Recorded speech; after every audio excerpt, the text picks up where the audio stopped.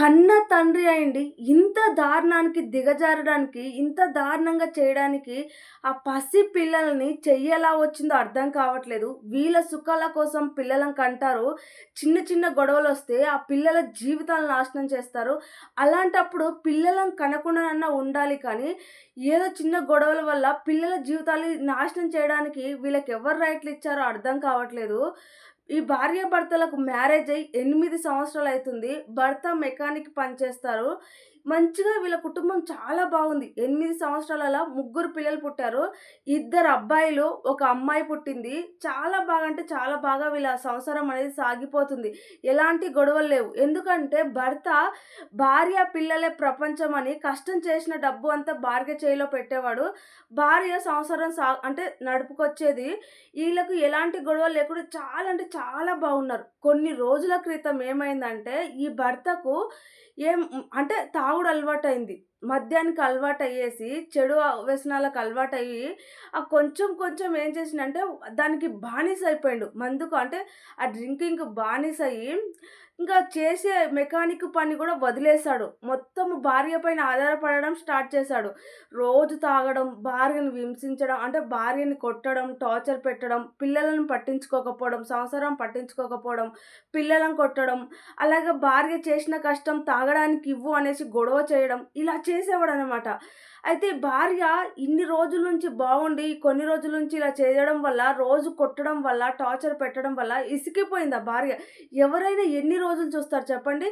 అయితే ఈ భార్య పిల్లలను తీసుకొని పక్కనే ఉన్న వాళ్ళ నానమ్మల ఇంటికెళ్ళింది. ఎందుకంటే కొన్ని రోజులన్నా వెళ్తే నా భర్త మళ్ళీ మొదట్లాగా చేంజ్ అవుతాడేమో, తాగుడు మానేస్తాడేమో, మంచిగా మారతాడేమో అనేసి ఆ ఉద్దేశంతో ఈమె ఏం చేసిందంటే ముగ్గురు పిల్లలను తీసుకొని వాళ్ళని పక్కనే అంటే పక్క ఊర్లో ఉన్న నానమ్మల ఇంటికెళ్ళిపోయింది. ఎళ్ళిపోయి గూడా ఈమె ఎన్ని రోజులు కాలేదు. కేవలం 15 రోజులు మాత్రమే అయింది. ఈ 15 రోజులల్లా ఆమె వాళ్ళ నానమ్మల ఇంటికాడ ఉంటూ, వాళ్ళ నానమ్మ పైన ఆధారపడకుండా ఈమె కూలి పనికెళ్తూ వచ్చిన డబ్బులతో పిల్లలకు పెట్టుకుంటూ ఆమె గడుపుతా ఉందనమాట.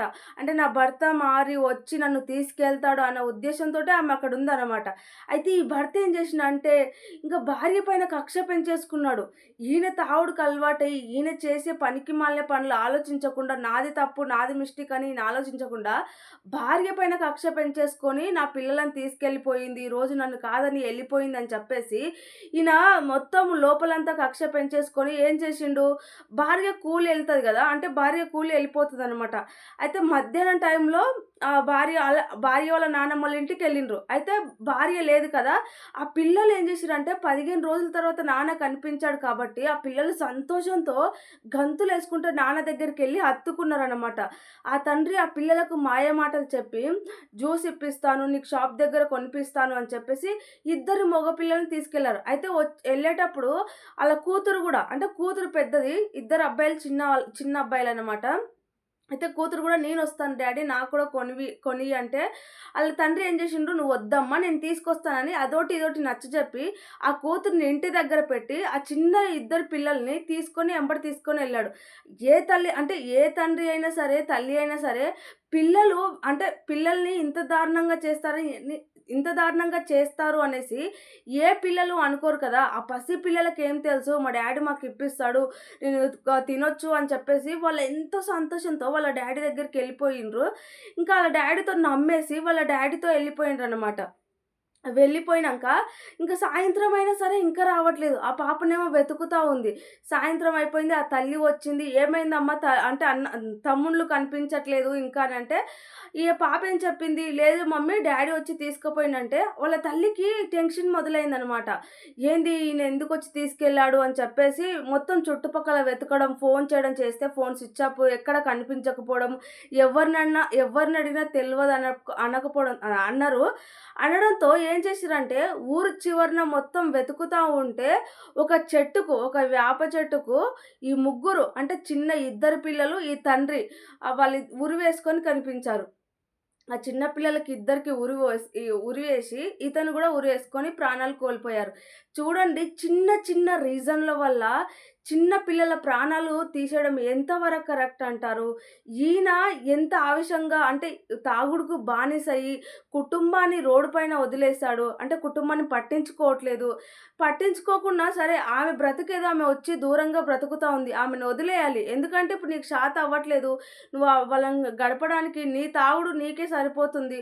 వాళ్ళ బ్రతుకేదో వాళ్ళు బ్రతుకుతా ఉన్నారు. వాళ్ళని అలా వదిలేయకుండా పాపము తీసుకొచ్చి ఆ పిల్లలని నమ్మించి తీసుకొచ్చి ఆ చిన్న ప్రాణాలని అట్లా చేయడానికి చెయ్యిలెలా వచ్చాయో, ఎలా మనసొచ్చిందో అసలు అర్థం కావట్లేదు. ఆయనకు శిక్ష పడాలి, ఆయనని దారుణంగా శిక్షించాలి అనడానికి కూడా తను కూడా లేడు. తను కూడా అంటే ఈ నిర్ణయం అంతా ఎప్పుడు తాగిన మత్తులో తీసుకున్న నిర్ణయాలు. తాగుడు వల్ల ఇన్నిన్ని దారుణాలు జరిగే అవకాశాలున్నాయి కాబట్టి తాగుడుకు బానిస అయిన వాళ్ళు కనీసం ఫ్యామిలీ గురించి ఆలోచించండి. మీ జీవితాలు మీరు కూడా నాశనం చేసుకున్న వాళ్ళవుతారు. ఇలాంటి తాగుడు అలవాటు అంటే తాగుడుకు బానిస అయిన వాళ్ళు దయచేసి మానుకోండి. దానివల్ల వచ్చే ఉపయోగం ఏది లేదు. నష్టాలు తప్పిస్తే ఏ ఉపయోగం లేవు కాబట్టి ఎందుకు మీరు అనవసరంగా తాగుడుకు బానిసై మీ ఆరోగ్యాన్ని ఖరాబ్ చేసుకొని, మీ జీవితాలు ఖరాబ్ చేసుకొని, మీ కుటుంబాలను రోడ్డు మీదేసి పరువు తీసుకోవడం ఎంతవరకు రైట్ అంటారు చెప్పండి?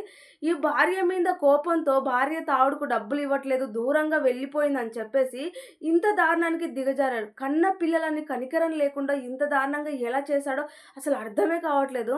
ఇంకొక ఆమె ఏం చేసిందంటే లవ్ మ్యారేజ్ చేసుకుందనమాట.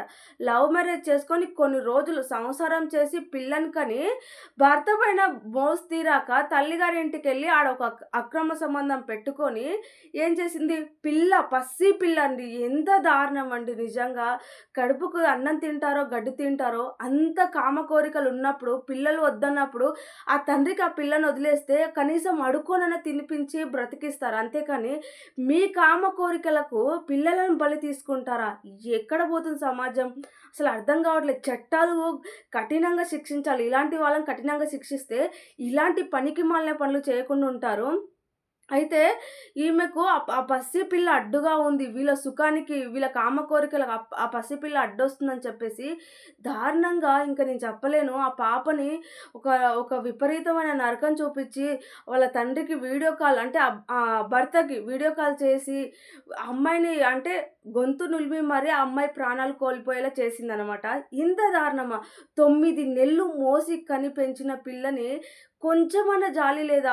అరే నా రక్తం పెంచుకొని నా కడుపులో పుట్టిన బిడ్డ ఎవని కోసమో నేను ఇంత దారుణంగా ఎందుకు చేయాలని ఇంతనన్నా లేదా?